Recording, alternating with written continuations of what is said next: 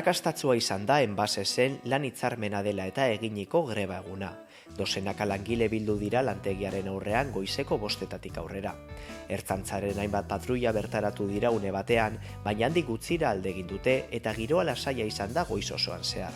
Izan ere, grebaren jarraipena ia erabatekoa izan da, enpresa batzordeak nabarmendu duenez. Gaur atera gara kalera, ze badaratxamagu ia 2 hilabete hitzarmenaren akordioa adostatzeko eta enpresak ez du oraindik plantillaren minimoak errespetatu eta gaur egin dugu 24 orduko paroa.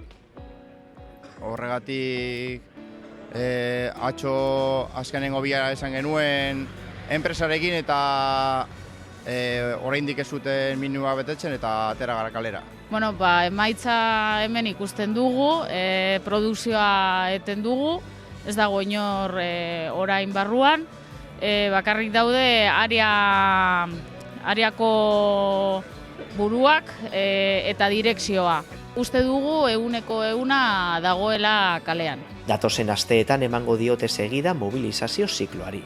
24 orduko greba egingo baitute otsailaren 28an eta martxoaren 2, 7 eta 9.